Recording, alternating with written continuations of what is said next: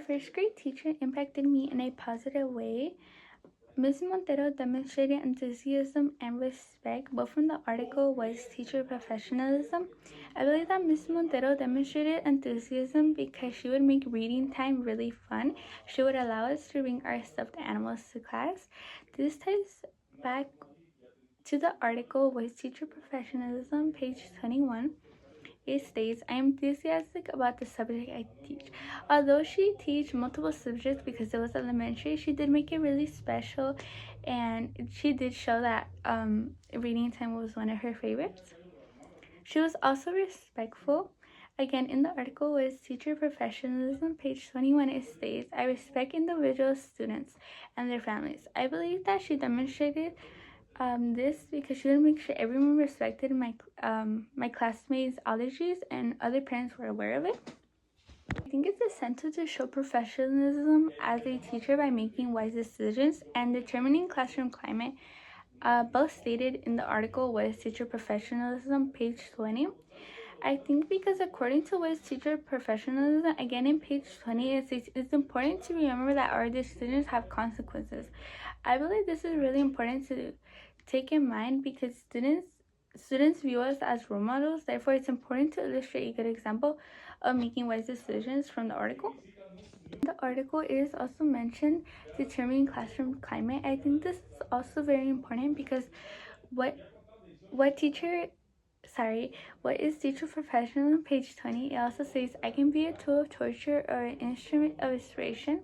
This example shows professionalism because educators should choose the positive one.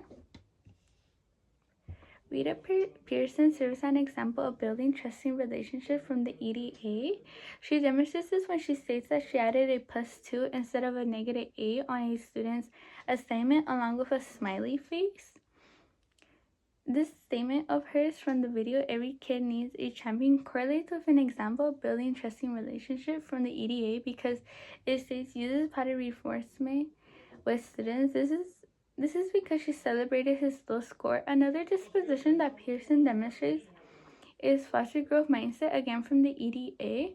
I believe that she demonstrates this when she taught a lesson wrong and goes on to apologize. Her statement, again from the video, Every Kid Needs a Champion, aligned with sets goals and actively monitors growth as a practitioner, as stated in the EDA. I believe this is because Pearson states simple things like apologizing. I think this allows for everyone to be able to grow and feel comfortable in her class. For example, it's okay to make mistakes, and this is someone stated in the quote and in the EDA.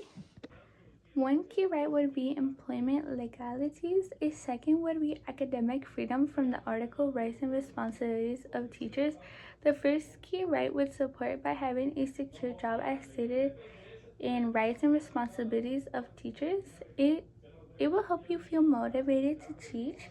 The second key right would support by giving their opinions on making the lesson better, but with precautions as stated in the Rights and Responsibilities of a Teacher.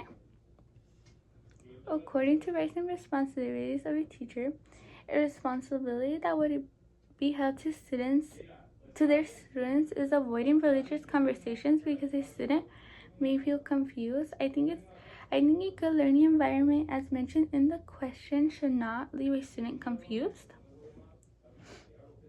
Some limitations are mentioned in the Rights and Responsibilities of Teachers is that anything that could some limitations that are mentioned in the Rights and Responsibilities of Teachers is anything that could, in quotation, interrupt the education process, as stated in the article Rights and Responsibilities of Teachers, page 291. An example of this would be their clothes, as stated again in the article. It is important to understand rights and responsibilities as a teacher because that is your job as stated in the article, and also it is mentioned in Rights and Responsibilities of Teachers. This will help you understand what are the expectations in your job and how you can have a relationship with the parents, the community, and your students. I chose scenario number 2. A little overview of the scenario was that a teacher was giving a ride to a student or students, sorry, I'm not too quite sure on that, but that is from scenario number 2. Some issues according with the article Facilitators Guide Module 5, page 11 was parents and students might feel favoritism is going on, and issues and possible actions with the car. I agree with this because it might also be considered unfair. I believe this could possibly be solved by providing, avoiding and ending rights. This is a violation because in Facilitators Guide Module 5, page 11, it states most district policies prohibit the use of personal vehicles to transport students. I also think it will feel very personal to let a student in your car. Personally, that would make me feel uncomfortable because it's one of your personal things. So therefore, I don't believe students should be able to.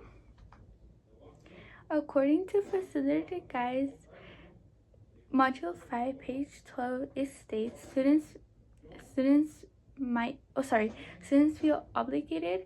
This could result in the student having rumors made up about them by other students, as well as the students or parents might press charges. This would be bad for a teacher and losing trust from the school's community.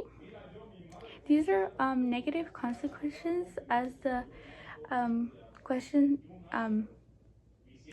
had, so that's the answer to that one. And the last question is what responses / actions will this result in?